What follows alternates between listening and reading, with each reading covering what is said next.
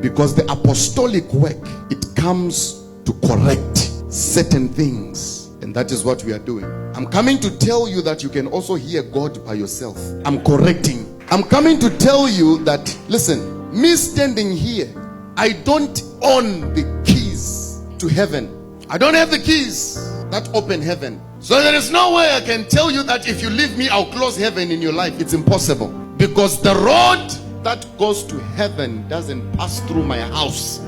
This message of back to Christ will be received by those who are in bondage, yet in churches. It will be rejected by those who are keeping some people in bondage in church.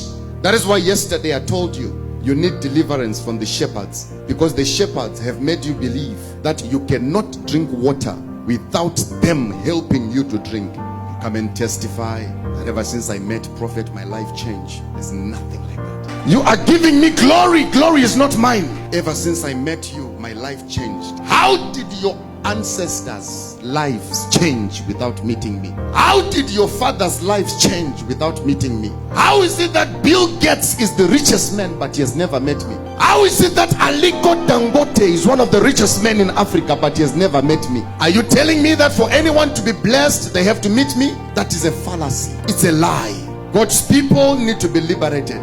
Take me back to the days of Nicholas Bengu, where you would preach the gospel filled with fire. Take me back to the days of NJ Sitole. Take me back to the days of Archbishop Benson Idahusa, where you would preach the gospel that is not compromised. Take me back to the days of Reinhard Bonnke, where you would come and give the message of soul winning without compromise. Take me back to the days of Catherine Kuhlman. Take me back to those days. That is the gospel that I want, not this 2019 nonsense.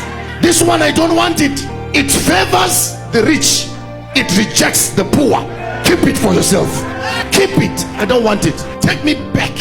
And I say this with a bleeding heart. I say this with an open heart and an open spirit. How did our mothers worship God back in those days? Our mothers used to pray for their sons when they go to the mines, praying that, Father, as my son is in the mine, let that mine not collapse on his head. And God used to answer their prayers without J. Israel. So how come 2019 there must be J. Israel for God to answer? Take me back. Take me back. That's where I want to go. And that's where I want to be. Not now. That's the gospel that I want. The gospel that shakes everyone to come and kneel down on the altar and weep out of conviction. Not the gospel that leaves the altar full of money without conviction in anyone's life. That gospel, keep it in your house. I don't want it.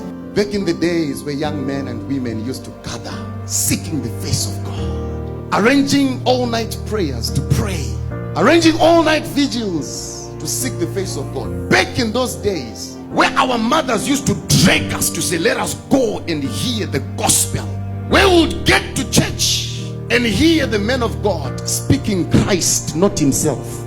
Take me back. I want the gospel that makes me uncomfortable when I'm sitting down. I don't want to be comfortable. I want to feel like the pastor is talking to me. I want to feel like somebody told the pastor that this is how my life is. That's how I want to feel like. I want to feel like when the pastor is preaching, he's talking straight to me, as if he knows that last night I slept with someone's wife. That's the gospel I want. Not the gospel that makes me excited and go home and tell people that, oh, service was powerful. When you leave here, they'll ask you how was church. You will say, give me time. I want the gospel that when people ask you, how was church? You can't explain to them how church was, because you are afraid that if I start speaking now, I might break into tears. Take me back. You were blessed before you met me. You were blessed before you met your first pastor. If you were breathing and you were alive, what makes you think that now because you left wherever you were, your life is going to stop? Devil is a liar. I said the devil is a liar. Most important things, go and pray, go and study your word,